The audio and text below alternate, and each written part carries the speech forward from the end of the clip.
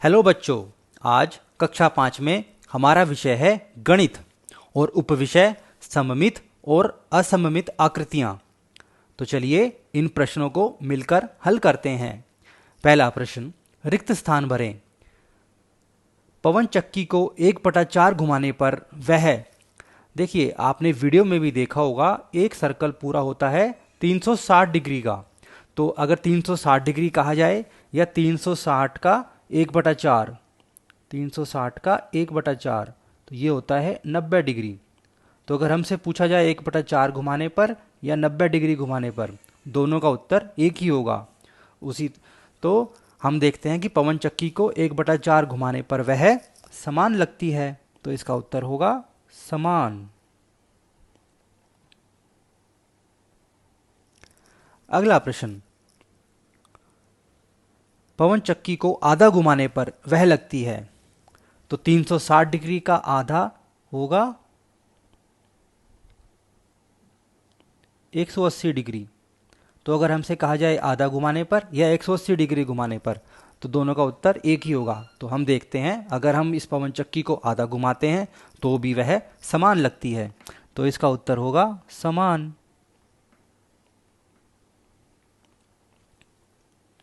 चलिए अगला प्रश्न हल करते हैं।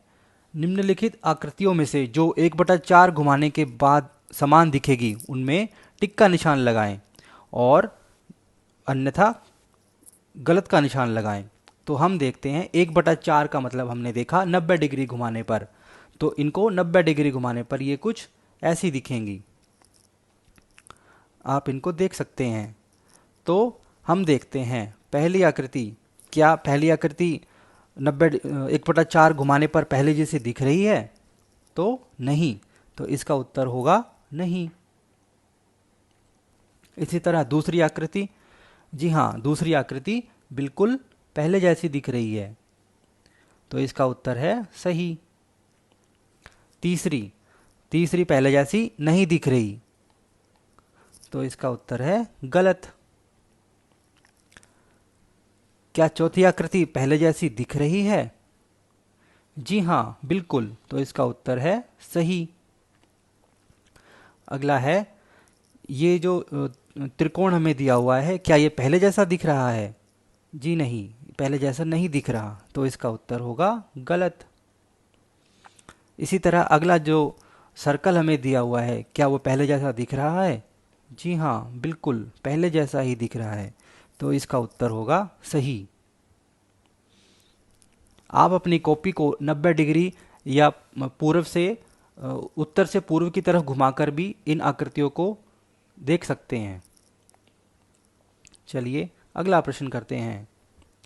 अगला प्रश्न है, बनाकर दिखाइए कि निम्नलिखित आकृतियों को 1/4 घुमाने के बाद और आधा घुमाने के बाद वह कैसी दिखेंगी। तो हम यहाँ देखते हैं, पहला हमारे लिए ट्रायंगल किया हुआ है, इसको बनाने के लिए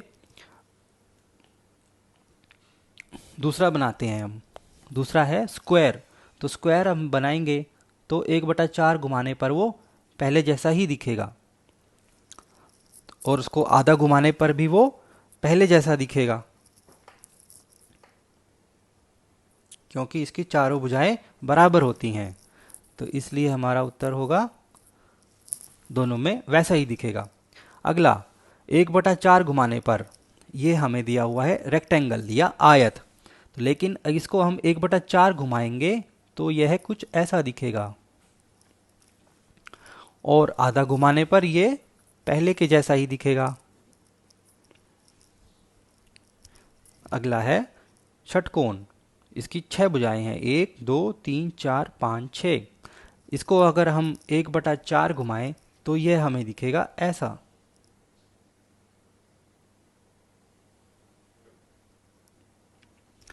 और अगर हम इसको आधा घुमाएं तो यह हमें बिल्कुल पहले की जैसे दिखेगा।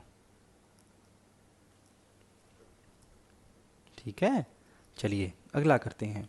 निम्नलिखित आकृतियों को देखें और यदि 1/3 घुमाने पर और 1/6 घुमाने के बाद वह समान दिखती हैं तो हाँ या ना लिखें। तो हम देखते हैं 1/3 मतलब 120 डिग्री घुमाने पर या 1/6 यानी 60 डिग्री घुमाने पर, तो यह हमने देखा कि 1/3 घुमाने पर ये आकृतियाँ कैसे दिख रही हैं। तो पहली आकृति को देखते हैं हम। पहली आकृति है ये, तो यहाँ पर है ये। तो ये क्या पहले जैसी दिख रही है? जी हाँ, ये पहले जैसी दिख रही है। तो इसको हम लिखेंगे, इसको हम टिक का निशान लगाएंगे।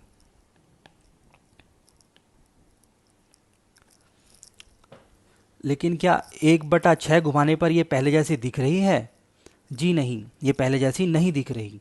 तो इसको गलत का निशान लगाएंगे। अगला है, क्या दूसरी आकृति घुमाने पर पहले जैसी दिख रही है? आकृति तो पहले जैसी ही है, लेकिन उनके रंग अलग अलग हैं, इसलिए ये पहले जैसी नहीं दिख सकती। इसको जब हम पूरा 360 डिग्री घुमा देंगे या पूरा एक चक्कर घुमा देंगे, तब यह पहले जैसी दिखेगी। इसी तरह तीसरी आकृति को हम देखते हैं। तो हम यहाँ से इसको देख सकते हैं, 1/3 घुमाने पर बिल्कुल पहले जैसी दिख रही है और 1/6 घुमाने पर भी पहले जैसी दिख रही है। तो ये दोनों में पहले जैसी ही दिखेगी। तीसरी हम देखते हैं, यहाँ पे 3 कलर दिए हुए हैं। तो 3 कलर, तो जब एक पूरा चक्कर घूम जाएगा तभी वैसा दिखेगा। तो इसका मतलब इसका उत्तर होगा नहीं।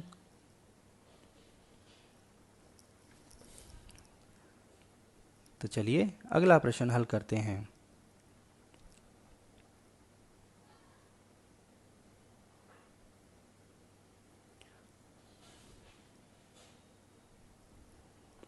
अगला है जीवन कौशल समय प्रबंधन। समय बहुत कीमती है, अगर इसे बर्बाद किया गया तो ये वापस नहीं आएगा। समय ही सफलता की चाबी है। स्कूलों में, कार्यालयों में, रेलवे इत्यादि में भी कार्य को सुचारू रूप से करने के लिए एक समय सारणी होती है। करण एक होशियार और सक्रिय बच्चा है। उसने अपने पूरे दिन के क्रियाकलापों को सुचारू रूप से करने के लिए एक समय सारणी बना रखी है, जैसा कि नीचे दिखाया गया है। अब आप अपने पूरे दिन के क्रियाकलापों को नीचे दी गई तालिका में अपनी समय सारणी के अनुसार भरिए। तो आपको यहाँ पर अपना डेली का रूटीन या समय सारणी भरनी है। जैसे कि अगर आप सुबह उठते हैं 5 बजे, तो यहाँ पर लिखना है आपको 5 AM। और व्यायाम और नहाने में आपको 1 घंटा लगता है, तो लिख सकते हैं 5 to 6 AM। तो आपको कितना अवधि लगी? समय लगा 1 घंटा। क्योंकि सभी बच्चों का समय सारणी और समय अलग अलग होगा, इसलिए यह काम मैं आप पर छोड़ता हूँ। तो आप इस काम को अपने हिसाब से पूरा करें और इस टेबल को, इस तालिका को भरें। अगला है, आप क्या सोचते हैं कि जीवन में समय प्रबंधन क्यों जरूरी है? तो इसका उत्तर हम लिख सकते हैं, समय प्रबंधन के बाद हमें पता हो जाता है कि हमें किस समय पर क्या काम करना है। इससे समय का दुरुपयोग नहीं होता। अगला प्रश्न, तुम लोगों को समय सारणी के अनुसार काम करते हुए कहाँ कहाँ देखते हो? तो हम उसका उत्तर लिख सकते हैं, हमें विद्यालय में सभी अध्यापक समय सारणी के अनुसार कक्षा में आते हैं, वह पढ़ाते हैं। इसके अलावा हम समय सारणी के अनुसार काम करते हुए लोगों को रेलवे स्टेशन, बैंक और अन्य सरकारी कार्यालयों में देखते हैं। आशा करता हूँ आपको ये वीडियो पसंद आई होगी। अगर आपको ये वीडियो अच्छी लगे तो वीडियो को लाइक कीजिए, अपने दोस्तों के साथ शेयर कीजिए और चैनल को सब्सक्राइब कीजिए।